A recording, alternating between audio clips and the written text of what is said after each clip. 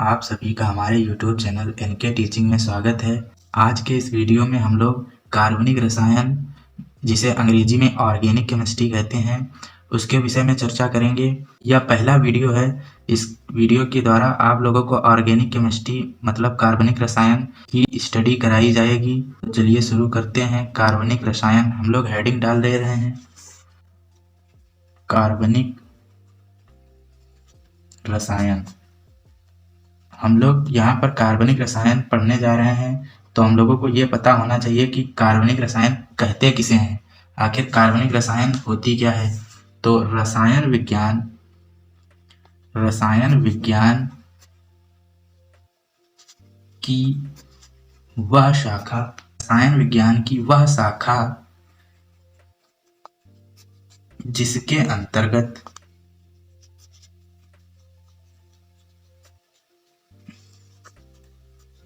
Carbon के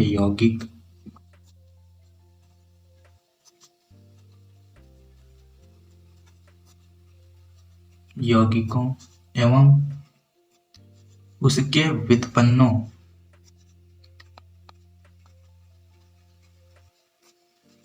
का अध्ययन किया जाता है।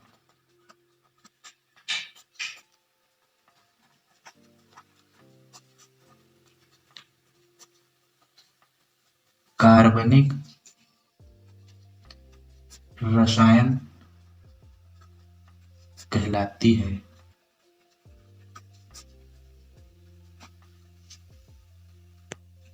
अभी इस डिफिनेशन के माध्यम से हम लोगों को या तो पता चल गया कि कार्बनिक रसायन किसे कहते हैं, और अब यहाँ पर आया है शब्द कार्बन के यौगिक मतलब कार्बनिक यौगिक। अब हम लोग ये जानेंगे कि कार्बनिक यौगिक किसे कहते हैं। कार्बनिक यौगिक हेडिंग डाल लीजिए आप लोग भी, और यहाँ पर लिखिए ये जीव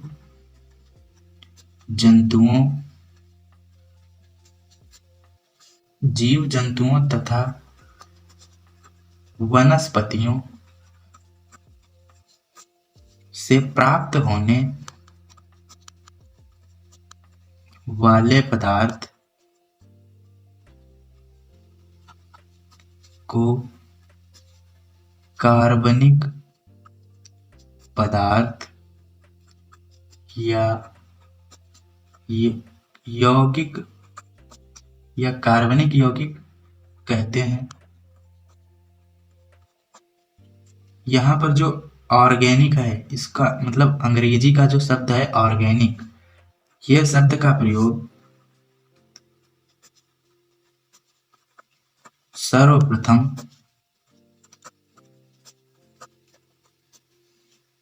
बर्जीलियस, यहाँ पर हम लोग पेन का कलर चेंज कर ले रहे हैं क्योंकि ये नाम है, तो यहाँ पर इसको हाईलाइट करेंगे। बर्जीलियस ने किया था। इसका अर्थ होता है जीव या जैव संबंधी।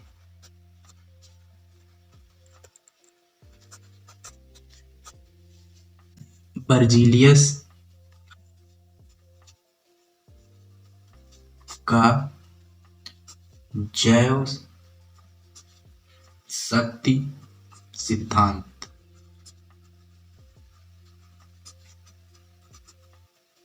इस सिद्धांत में क्या था, अब हम लोग ये भी लिख ले रहे हैं। जैव शक्ति केवल जीवों में उपस्थित होता है।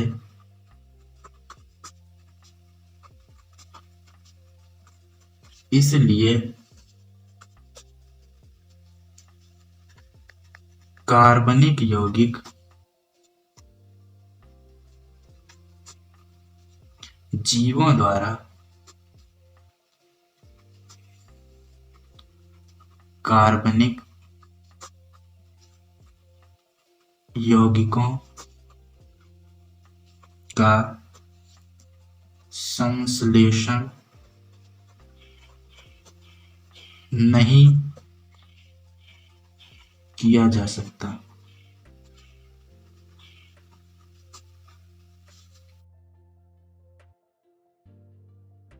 1828 ईस्वी में बर्जीलियस के ही शिष्य जिसका नाम था, नाम भी आप लोग लिख लीजिए, वोलर। क्या नाम था? वोलर। वोलर ने सर्वप्रथम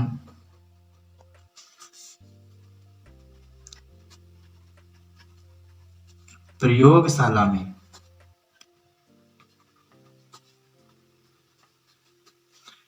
यूरिया का निर्माण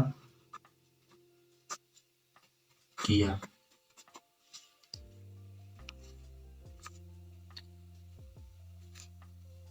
सन 1828 ईस्वी में बर्जीलियस के शिष्य वोलर ने सर्वप्रथम प्रयोगशाला में यूरिया का निर्माण किया।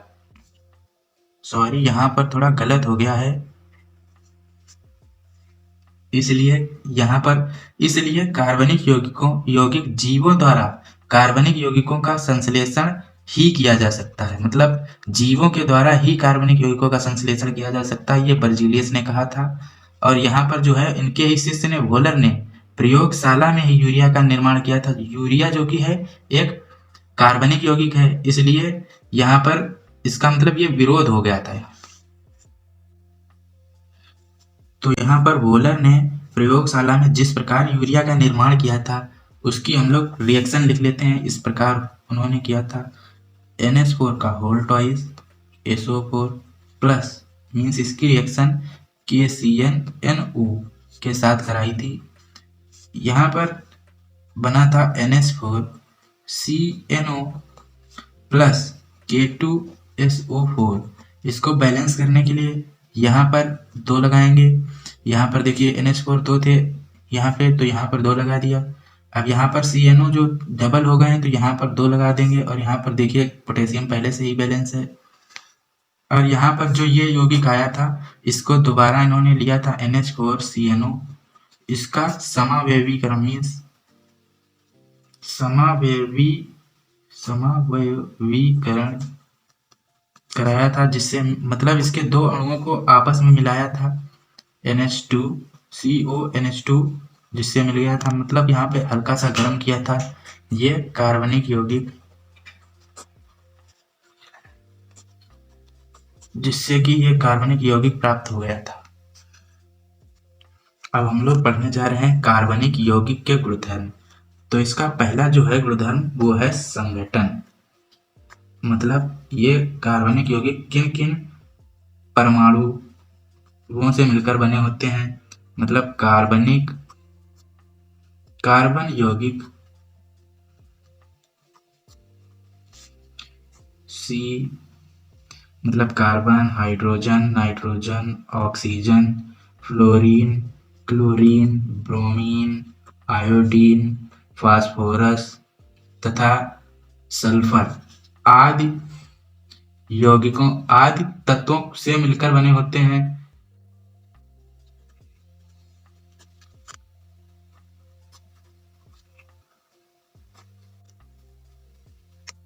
अगला पॉइंट है हम लोगों के पास क्रियात्मक समूह की उपस्थिति। कार्बनिक यौगिक के भौतिक एवं रासायनिक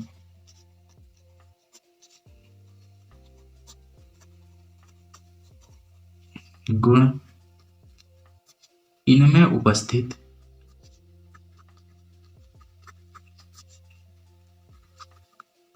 कुछ परमाणुओं व समूहों द्वारा निर्धारित किए जाते हैं।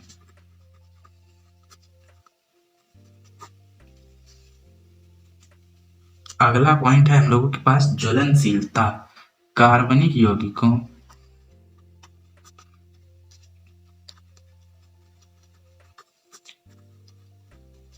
में कार्बन की उपस्थिति अधिक मात्रा में होती है, जिसके कारण ये बहुत अच्छे से जलते हैं। अभी अगला पॉइंट है हम लोगों के पास विलेयता।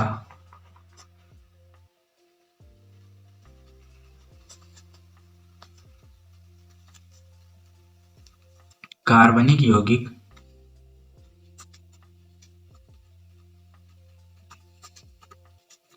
जल में अविलेय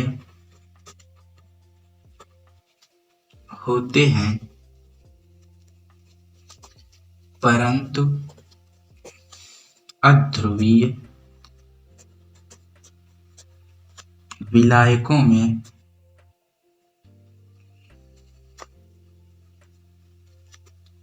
विलेय हो जाते हैं,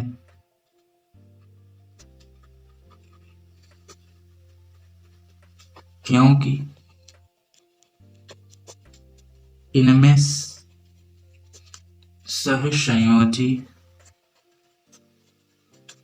बंध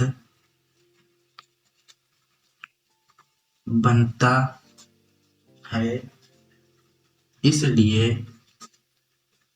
ये सहसंयोजी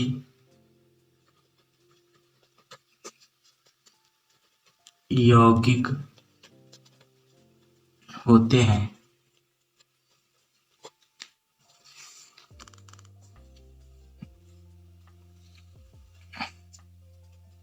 अब अगला पॉइंट है हम लोगों के पास गलनांक एवं क्वथनांक।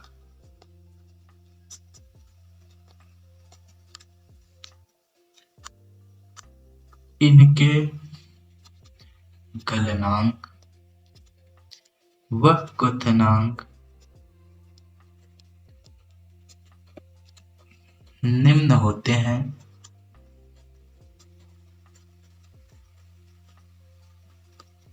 क्योंकि इनके बीच सहसंयोजी बंध पाया जाता है। अब अगला पॉइंट है संकरण। कार्बनिक यौगिकों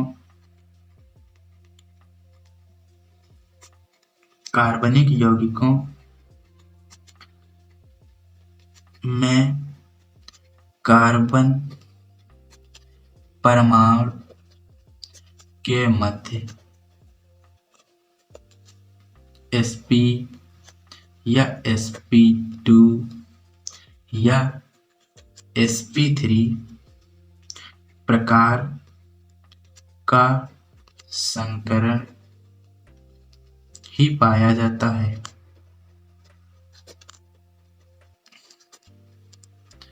इस प्रकार हम लोगों के कार्बनिक यौगिक के गुणधर्म भी समाप्त हो जाते हैं।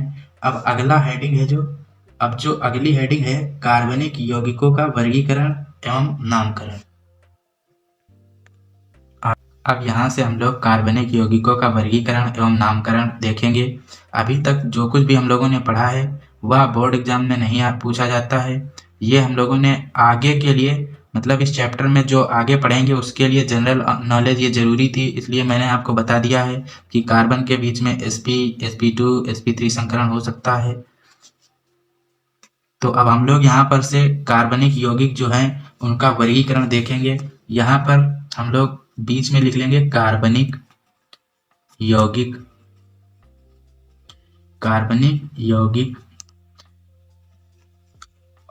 और यहाँ से हम लोग इसको दो भागों में विभाजित कर देंगे।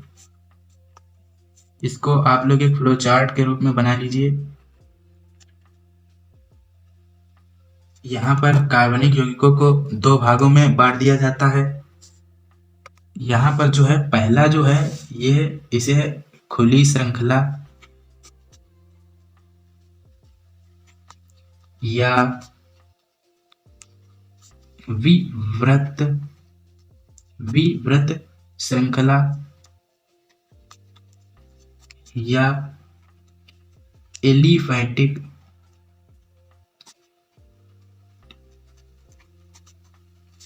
कार्बनिक यौगिक नाम देते हैं। और दूसरा जो है उसे कहते हैं बंद श्रृंखला या चक्रीय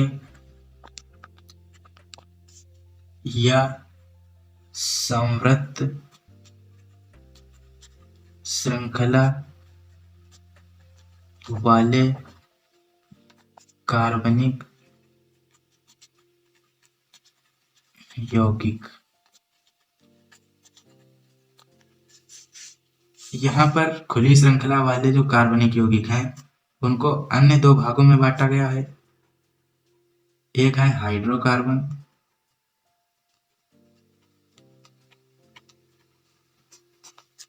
और दूसरा है हाइड्रोकार्बन के व्युत्पन्न।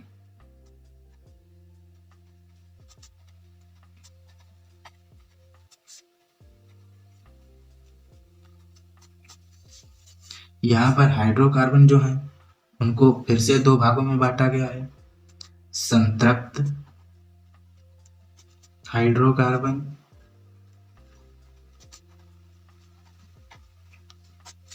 या असंतृप्त हाइड्रोकार्बन।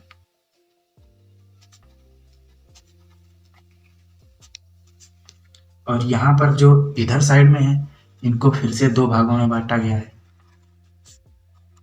ये है समचक्रीय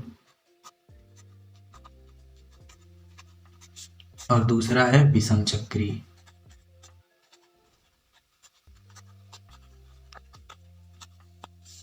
यहाँ पर समचक्रीय को फिर से दो भागों में बांटा गया है, एलिसाइक्लिक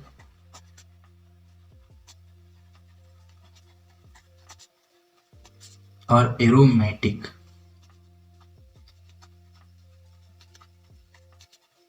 यौगिक इन सबको हम लोग डिटेल में आगे पढ़ेंगे।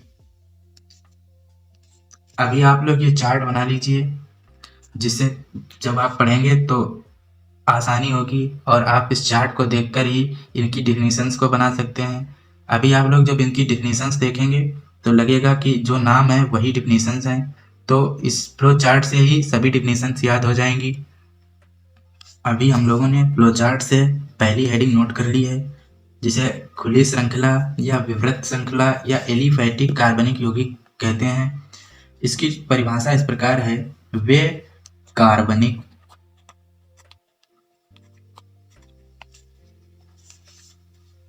यौगिक जिनमें कार्बन श्रृंखला के अंतिम सिरे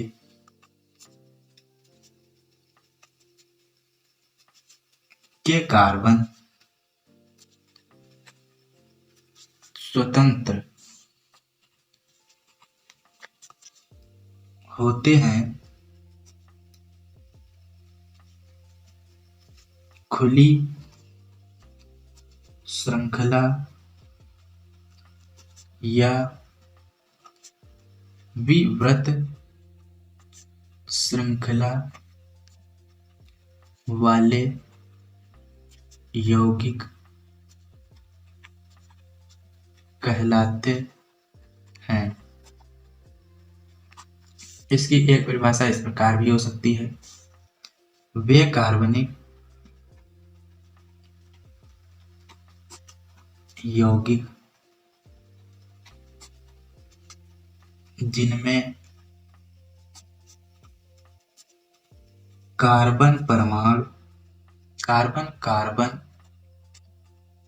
परमाणु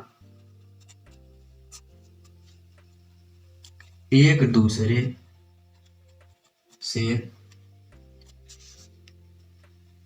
खुली श्रृंखला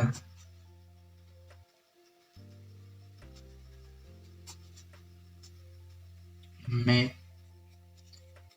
जुड़े होते हैं। खुली श्रृंखला या विवृत श्रृंखला वाले यौगिक कहलाते हैं।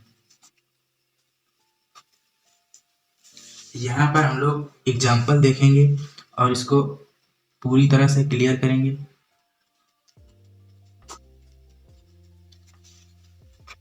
यहाँ पर हम लोग पहला एग्जाम्पल ले रहे हैं CH3 single bond CH2 single bond CH2 single bond CH3। इसका नाम होता है आईपीएससी में ब्यूटेन। अभी जब आप लोगों को आगे पता चलेगा इसका नाम ब्यूटेन किस प्रकार से आया है।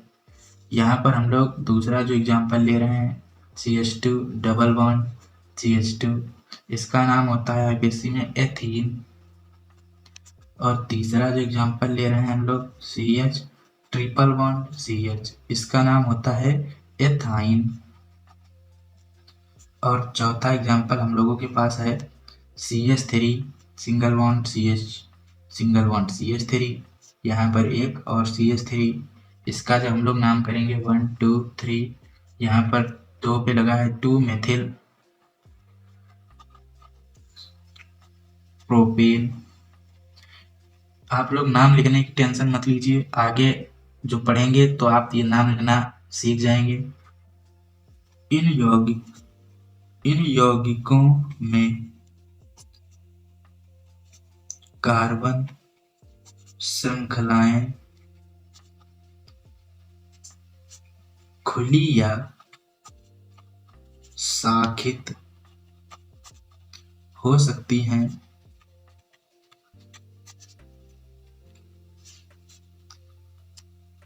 इसलिए इन्हें एलिफैटिक कार्बनिक यौगिक भी कहते हैं।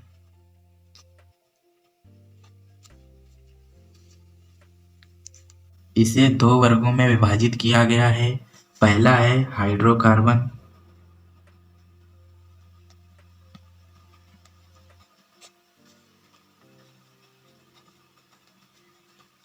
जैसा कि ऊपर जो हम लोगों ने फ्लो चार्ट बनाया था उसमें भी लिखा था। इसका जो दूसरा 2 पार्ट होते हैं, एक हाइड्रोकार्बन और दूसरा हाइड्रोकार्बन के व्युत्पन्न।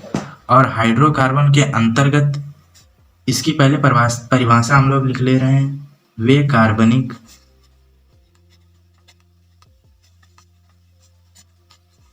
यौगिक जो हाइड्रोजन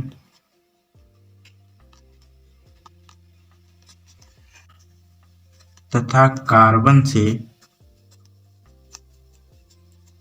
मिलकर बने होते हैं।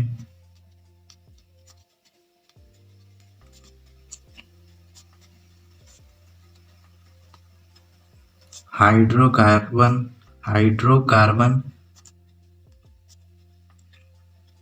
कहलाते हैं। इसके एग्जाम्पल इस प्रकार लिखेंगे। यहाँ पर जो पहला एग्जाम्पल है हम लोगों के पास ये है CH4। यहाँ पर इसकी संरचना जब हम लोग बनाएंगे तो ये इस प्रकार से बनेगी। यहाँ पर आप लोग देख सकते हैं कि कार्बन की 4 वैलेंसी होती हैं, मतलब कार्बन की संयोजकता 4 होती है और हाइड्रोजन की संयोजकता 1 होती है। और यहाँ पर जो कार्बन है उसने 4 बॉन्ड एक एक हाइड्रोजन के साथ बनाया है। और यहाँ पर जो कार्बन की वैलेंसी है वो भी पूर्ण हो गई है और हाइड्रोजन की जो वैलेंसी थी वो भी पूर्ण हो चुकी है। तो इस प्रकार यहाँ पर ये जो है आप ये यौगिक देख सकते हैं। यहाँ पर जो है ये एक कार्बन है और हाइड्रोजन है। बस कार्बन और हाइड्रोजन से मिलकर जो यौगिक बने होते हैं उन्हें हाइड्रोकार्बन कहते हैं। और इसका जब हम लोग आईपीएससी नाम लिखेंगे तो इसका आईपीएससी नाम होगा मेथेन। और यहाँ पर इसी प्रकार दूसरा एग्जाम्पल हम लोग लिख लेते हैं C2H6 और तीसरा जो है एग्जाम्पल वो हम लोग लिख रहे हैं C6H6। ये हाइड्रोकार्बन ही होते हैं। यहाँ पर इसकी संरचना हम लोग इस प्रकार से बनाएंगे। ये बेंजीन रिंग होती है, आगे आप लोगों को पढ़ने के लिए मिलेगी। यहाँ पर ये इस प्रकार से एक रिंग बना लेते हैं और अल्टरनेटिव डबल बॉन्ड होते हैं, मतलब एक यहाँ पे लगेगा, एक छोड़कर एक यहाँ पे, और एक ये वाला छोड़ के यहाँ पे लगेगा। इसे बेंजीन कहते हैं। ये संरचना बेंजीन की है C6H6। अब इसके बाद हाइड्रोकार्बन के भी दो पार्ट होते हैं। हम लोगों ने फ्लो चार्ट में जिस प्रकार से देखा था, अब यहाँ पर हम लोग लिख लेंगे। ये दो प्रकार के होते हैं।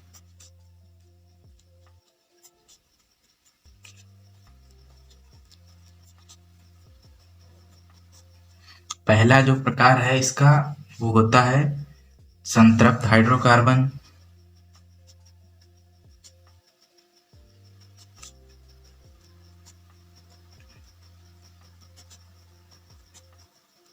इसे अंग्रेजी में हम लोग कहते हैं सैचुरेटेड हाइड्रोकार्बन।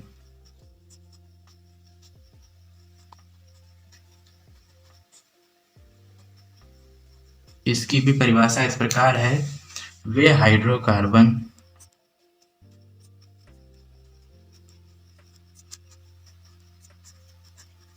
जिनमें कार्बन कार्बन परमाणुओं के मध्य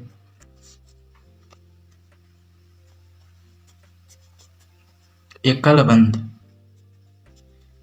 बंध मतलब सिंगल बॉन्ड इस प्रकार से होते हैं। संतृप्त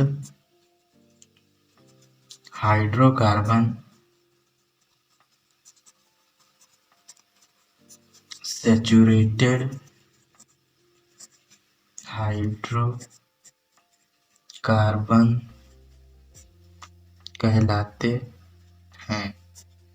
इसके एग्जाम्पल जो हैं इस प्रकार से हैं, जैसा कि हम लोगों ने हाइड्रोकार्बन में देखा था कि CH4 मतलब मीथेन।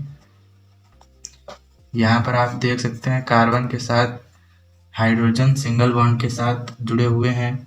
यहाँ पर इसका दूसरा उदाहरण हो सकता है एथेन C2H6। इसकी जब हम लोग संरचना बनाएंगे तो इस प्रकार से बनेगी, एक ये कार्बन, इसके बीच में एक सिंगल बॉन्ड C। और अब यहाँ पर देख सकते हैं कार्बन की एक वैलेंसी एक यहाँ से खत्म हो चुकी है, इसके साथ बॉन्ड बना लिया है। इसके पास अब 3 वैलेंसी बचेंगी जिसमें हाइड्रोजन लगेंगी। यहाँ पर भी इसी प्रकार से 3 हाइड्रोजन लगेंगी। तो यहाँ पर आप देख सकते हैं यहाँ पर C2 और यहाँ पर हाइड्रोजन जो है वो 6 हैं, तो इसलिए इसका जो फार्मूला होता है C2H6। अब दूसरी जो हेडिंग है हम लोगों के पास वो है असंतृप्त हाइड्रोकार्बन।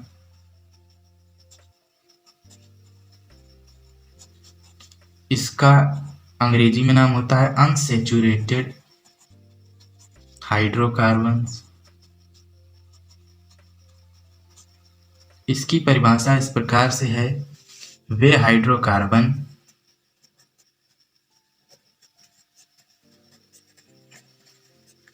जिनमें कार्बन कार्बन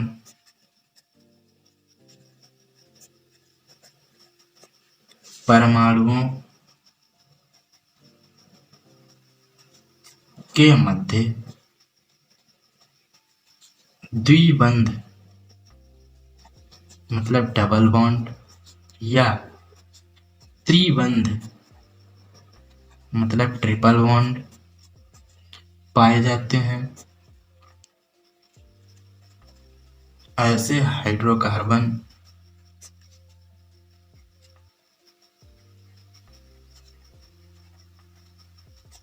असंतृप्त हाइड्रोकार्बन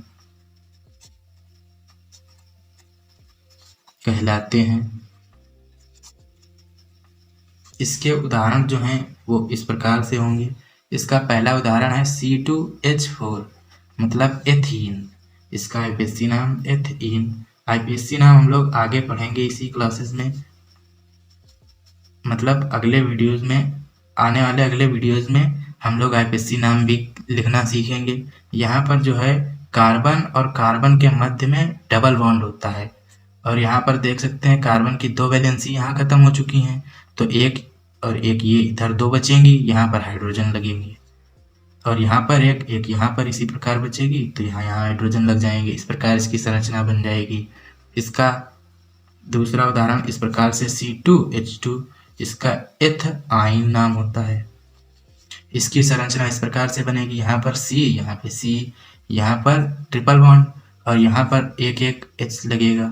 इस प्रकार से ये भी आप देख सकते हैं कि इसकी संरचना किस प्रकार से बनेगी। अब नेक्स्ट हेडिंग है हम लोगों के पास हाइड्रोकार्बन के व्युत्पन्न। अब यहाँ पर इसकी परिभाषा लिखेंगे, इस प्रकार होती है, वे कार्बनिक यौगिक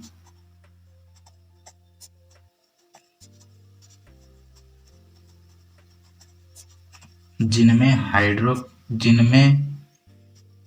हाइड्रोकार्बन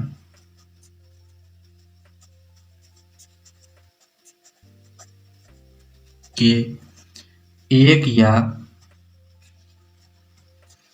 एक से अधिक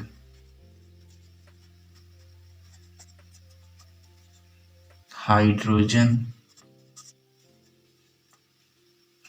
परमाणु अन्य परमाणुओं जैसे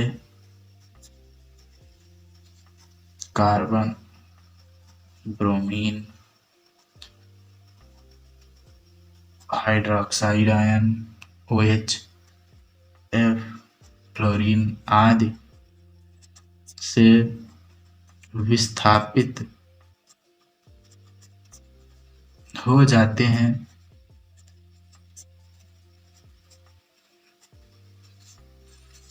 तो यहाँ पर कार्बन नहीं, क्लोरीन कर लीजिएगा। तो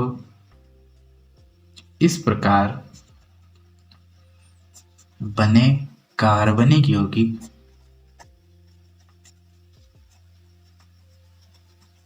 को हाइड्रोजन का व्युत्पन्न कहते हैं।